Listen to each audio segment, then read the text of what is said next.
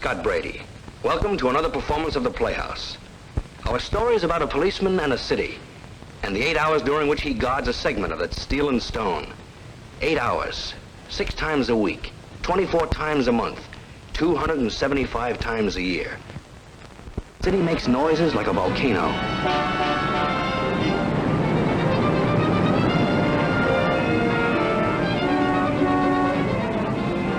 It pulses, violent, pounding, anguished, like the beat of a metal heart. In the noise of its anguish is the grit of dirt, heartbreak, ugliness, despair, for the city and for the policeman. On the rim of violence, almost caught up in the whiplash of a breaking point, is Jim Kovacs. Tuned to the city's noise, alert to its every move, and aware that any moment can explode in a shatter of glass, a shot, or a scream. He is steeled against anything the city might have to offer, except what the people offer each other. Morning, Mr. Fisher. Morning, Officer Kovacs. What's wrong with people? I don't know. Why? I was just reading the box score. Yesterday's crimes. 4 robberies, 3 assaults, 2 arson cases, 3 cases... I know, Mr. Fisher. But I'm alarmed at what I read. Yeah, I am too. Well, you're a city official, aren't you? I never thought of it that way. Suppose I am, in a way. Then what are you doing about this? It's your problem. That's what we pay you for. At the moment, I'm saying that nobody robs Mr. Fisher the butcher the way I hear Mr. Fisher the butcher robs some of his customers. The scales of justice should be as honest as mine. Yeah, well, justice may be blind, Mr. Fisher, but she doesn't have a heavy thumb. There's work to be done. Excuse me.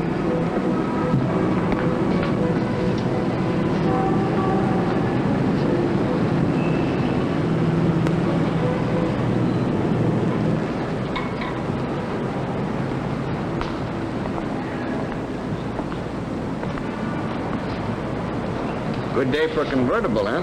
Yes, sir. Bad day for school, though. Got a license? Sure.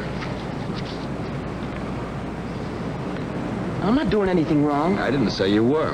Your motor's running. Yeah, I'm in a hurry. I'm waiting for my girl to show up. Here she is. We're not doing anything wrong. I suppose he wants to know why we're not in school, huh? Never mind, will you? We got our parents to write notes. We're sick. Yeah, I know. Well, have a nice time at the beach with the rest of the patients.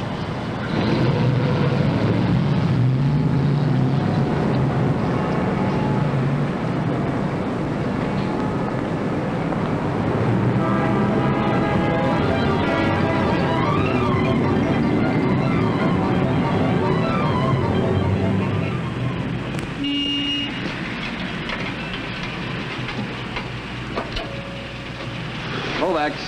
Go ahead, Jim. Nothing on this end, Sarge. Good. Hope it keeps up, Jim. Say, anything new on those 2 masked bandits? Yeah, the reports indicate that they're the same boys who shot the 2 people in the West Side bar stick-up, then pulled 3 more jobs all within 5 hours. All right in your area. What's the descriptions? Well, one of them is 5'10", brown hair, brown eyes, medium build, no distinct nationality or characteristics. The other one is 6'1", brown hair, blue eyes, no distinct nationality or characteristics. That's helpful. Yeah, Jim. Look, they're trigger happy. If you brush with them, move fast and move sure. Don't worry about me, Sarge. I do.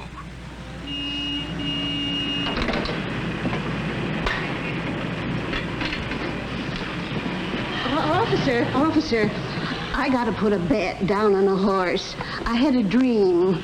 Where's the bookie in this block? Madam, don't you know it's against the law to be a bookie? But I thought you fellas worked hand in hand with them. Well, you thought wrong, ma'am. But I heard that... You heard wrong, too. Oh, and I was counting on you to help me.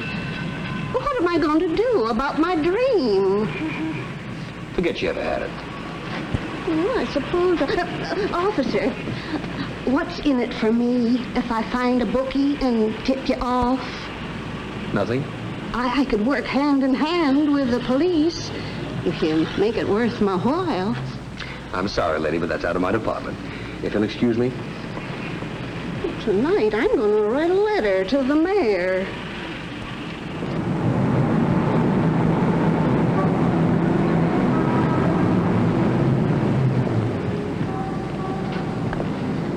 Sheriff, I'd like to ask you something. I'm glad to help you if I can, soldier. I'm looking for a girl. My wife, to be exact. Her name's Dottie Bryson. I'm Clay Bryson. She used to live down the street. She's not there anymore. Sure you checked the right address? Yeah. Yeah, they said she moved out about 3 weeks ago. Just up, moved out, didn't leave any forwarding address. Doesn't make much sense, does it? Tell me what she looked like. How much time you got? Shoot. Well, I've been away a couple of years. Let me just say that Dottie has raven black hair. So black it shines in the dark. Little gal, about so high. Sorry, I don't seem to place her. That's real too bad. Real too bad. Been sitting on a lonely island for about a year. Talking to her all that time. Got the words all bottled up inside me. Maybe they'll never get said. Oh, you'll find her. Some mix-up or something. You know how things are.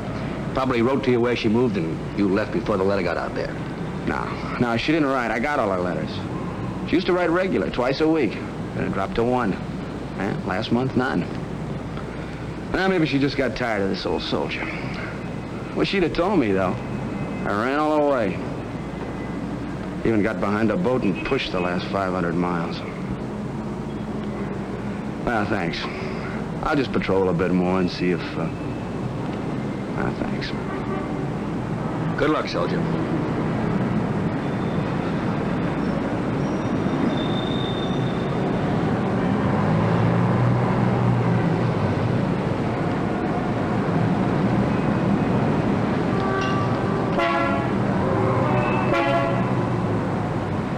May I ask you something, officer? Glad to be of service, ma'am. Do you love me? Yes, ma'am, I do. Thank you. Hey, wait a minute, you. Haven't you anything better to do on your day off than go flirting with every beat officer in the neighborhood? I've got a good mind to run you in. Go ahead. I hear they have a very handsome sergeant down at the booking desk. Uh-huh.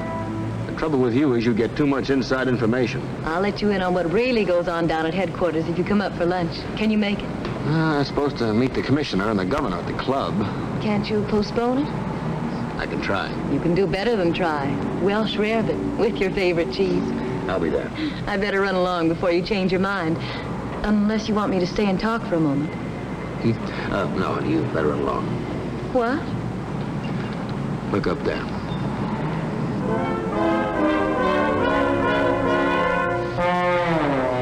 $12:30. See you there. Bye. Bye.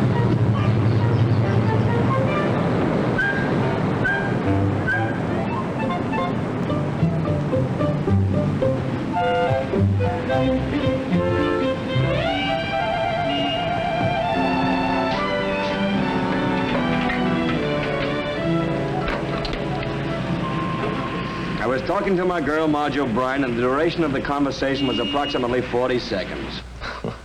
The reports are wide and varied. You were necking, sitting in the car, exchanging money. People. Brother, you can have them. Don't let it get you down, Jim. It takes all kinds. I'm not so sure it takes so many kinds. They all seem pretty much the same to me. Anything else, Sarge? Yeah. Ball game, 3rd and Runcie. A report says there's some long ball hitters. Who complained this time? Some old guy. I guess he's worried about a home run. His back window is left field fence. And you want me to rouse the game? Yeah, if you will, so I can get off this phone for a while, huh, Jim? Oh, Sarge. Yeah? Remember my reports on Leo Manetti being in the neighborhood? Yeah, what about it? Is he still in the city? Sure, he's got an apartment uptown, but he's been behaving, so we left him alone.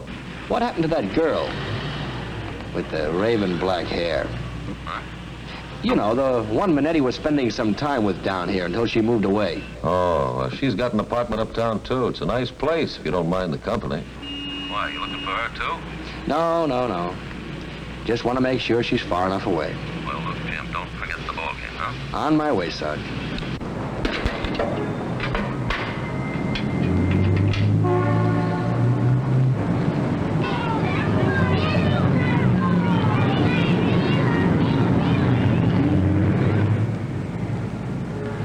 Why is it you can always find a policeman after something's happened? Why is that?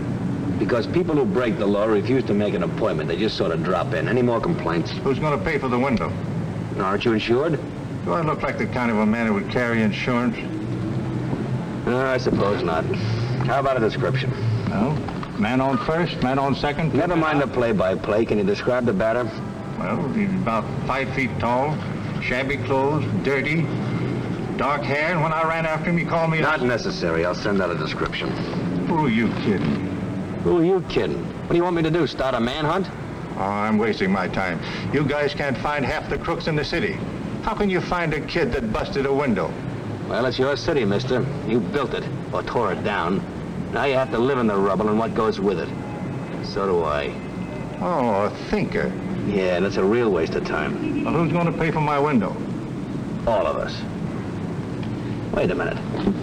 How much will your window cost? $3. I busted a window when I was a kid once in these streets. Yeah. Now I'm square. You happy? Oh, the city will give it back to you, huh? Oh, sure, sure. We have a fund in the department. The money we get under the table, we go around paying for busted windows. It eases our conscience. Hurry, mister! My father's beating my mother something awful, and I'm scared. Come on, hurry! Hurry, come on!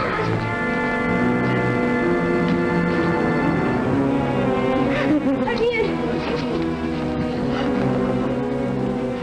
He didn't mean it. Only when he gets like this is he mean. Anyway, he stopped. What's the matter with him? He loses all our money gambling. Now he wants some from me. He thinks I have it hidden somewhere. I don't. You want me to lock him up? Everything's all right now, so I guess you'll be going. I shouldn't have bothered you. You did right, son. Please leave us alone. All right, folks, that's it. Break it up. Come on. All right. Let's go. Keep moving down there. Don't lock him up, mister. He didn't know what he was doing. Ah, shut up, you little mutt. I could get fired for that. I ought to work you over till you can't move and get good and fired. Tough cop. Listen, you. One more word out of you, I'm going to run you under the clink and lose you. And get this, smart guy. I'm putting you down in my book to watch like a hawk. Make one move towards your wife and kid, and I'm going to fall on you like a ton of bricks. Not that apartment, me. People in the neighborhood will let me know, and I'll be talking to them every day. Got me? I said got me? I got it. Everything's okay now. Sometimes they kiss and make up.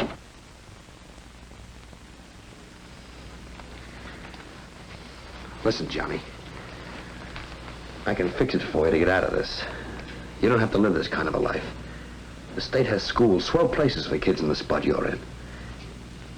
Do you understand what I'm trying to tell you? Yes. Well, how about it?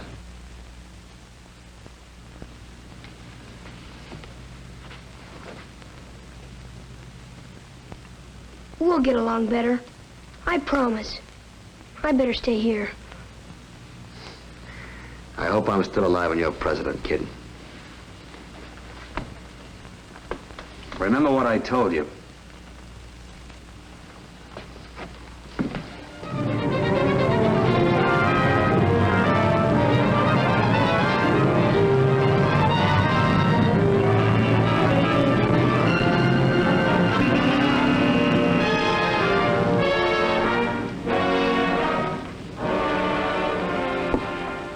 What's the matter, Jim?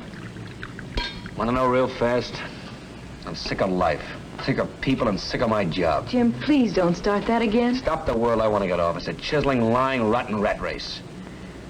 My job, I see it all, Marge. I think people should crawl around on all fours like dogs. They act like dogs, think like dogs. And apologies to the dogs. I thought you'd gotten over this kind of feeling. You said it was just a bad move. Listen to them out there. Grinding their insides out to make a buck. Or steal a buck. Or cut somebody's throat for nothing. And it isn't just our side of town either. They're just as rotten over on the other side, except they learn to make a little less noise. The cozy marriage we'll have. Every night we can sit around and wish we were on the planet Mars. Yeah, it's a thought. Not a very pleasant one, I must. Oh, sure, Marge. Sure, let's get married. Let's raise some kids. Toss them in the world. Fight with them, fight with each other, grow old, grow ugly. No. Oh, what? No, let's not get married. All right, Marge, let's not get married.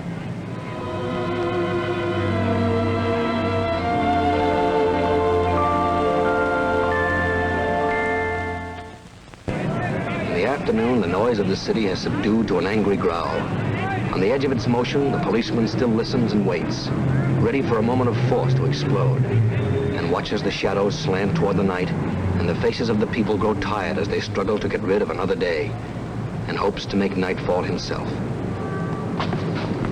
Come on. You don't behave, I'm going to turn you over to the cops. That's a nice way to develop a cop hater. The boogeyman will get you if you don't watch out. You say something to me, officer? Ah, just mumbling to myself. I got you doing it too, huh? Mister, you're talking to a charter member.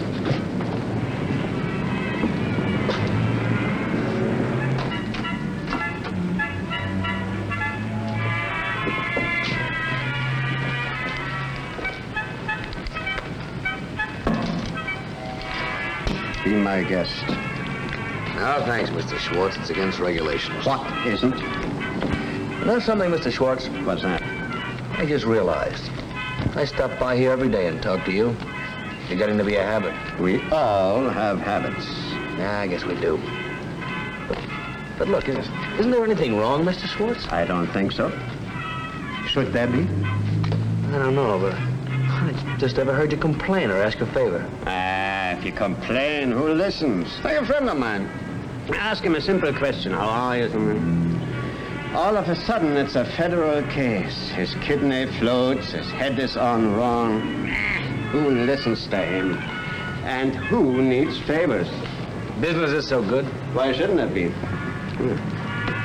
I print my own money in the cellar. There's gambling in the bank. And if I need some extra cash, I rob a bank. Yeah, I've had my eye on you for some time now. The jig is up. All right, I will ask a favor. Arrest me the day before my rent is due. It's a deal. How's Marcia? There's a lovely girl. Oh, she's fine. Now, Sheriff, I'm just about ready to give up looking. Not too bad, soldier. She liked candy, too. I thought maybe this gentleman might know her. I doubt it. Sir, was there ever a customer came into your store, a very dark-haired girl named Dottie Bryson? Pretty as a... well, pretty enough to remember. No, Sergeant. No one like that came in here. I see. Well, I guess that's just about the end of the line. I think I'll find myself a nice dark bar and a tall, cool beer. Got just the spot for you, soldier. Toby's place. Right across the street. Bartender there's got a willing ear. That's what I'm looking for. Thanks. Thanks a lot, sir. You're welcome.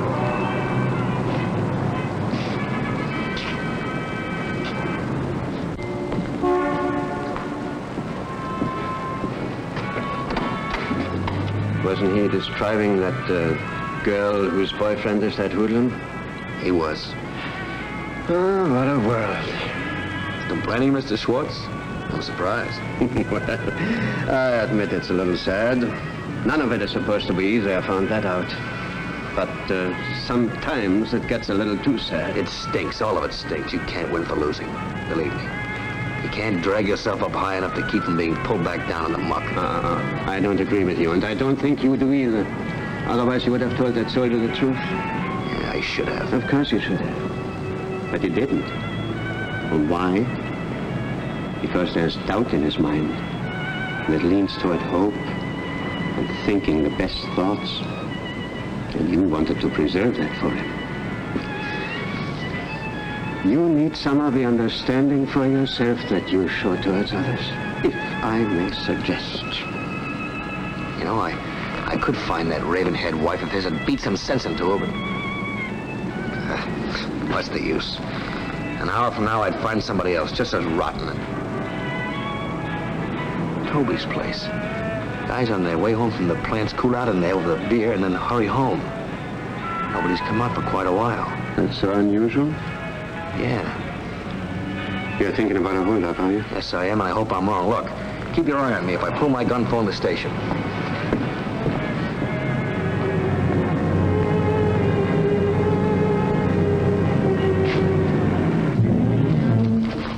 Okay, everybody, put your wallets on the bar. Get them out! Make it nice and and easy and nobody gets his head blown off. Brave man. We're after money, buddy, not medals. Oh, I don't care about the dough. I just don't like anybody pointing a gun at me. Don't get silly all of a sudden, soldier. Come to think of it, I do mind about the dough. It goes against my principles. Drop your guns.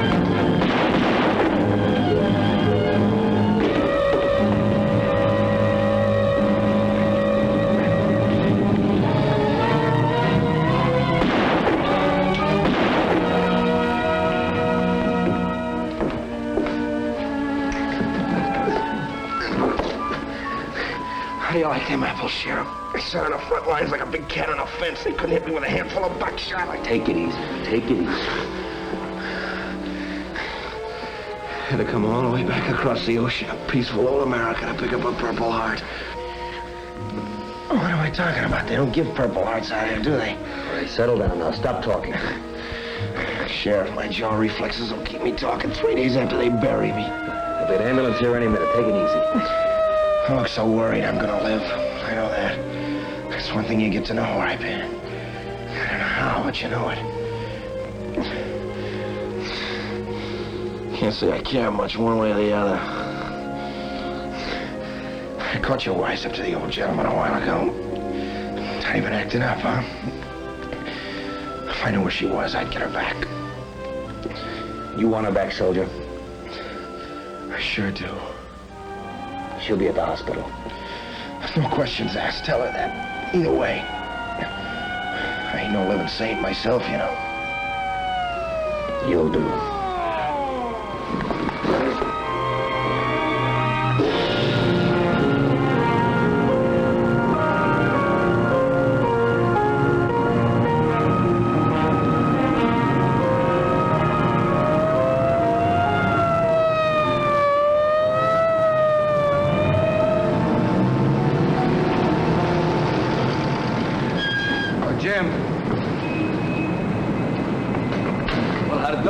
She wasn't home. I can't get a lead on where she went. Don't know where to look. Great detective. Well, she'll probably return to her apartment by dinner. No, I didn't want to wait that long. I don't know what else we can do. You got any ideas? Hold everything. Officer Kovac, Mrs. Bryson. Hello. A mind reader, huh? A heart reader, like yourself. You know where we're going? Yes. Good. How about a ride, Dave? Sure, Jim. Let's go.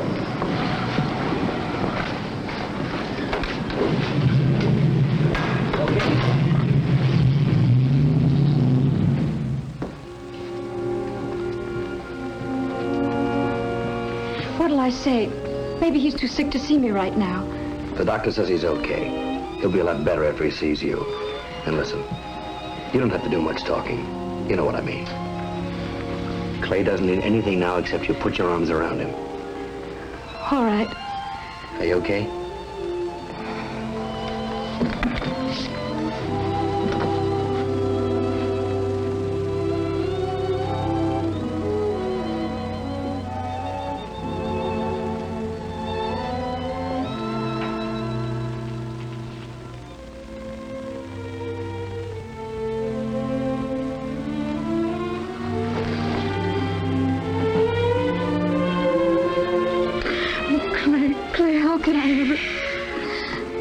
Don't say anything. Just look pretty. Oh, let's go on home as soon as we can, Clay.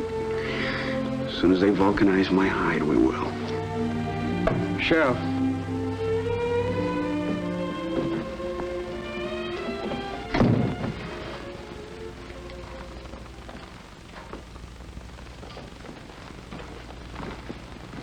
Marge, what are you doing here?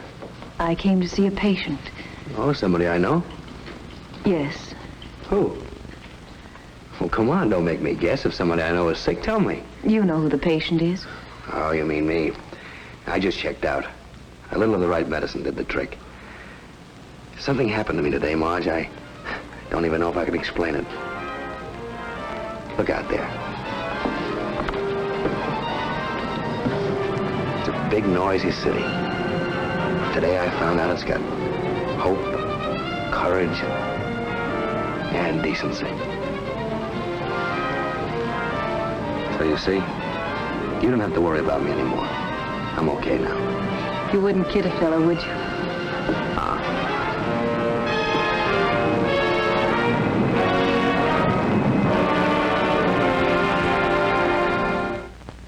Well, I hope you enjoyed our story. This is Scott Brady saying goodbye and hoping you'll be with us next week when the Playhouse presents one of your favorite stars in a very interesting story.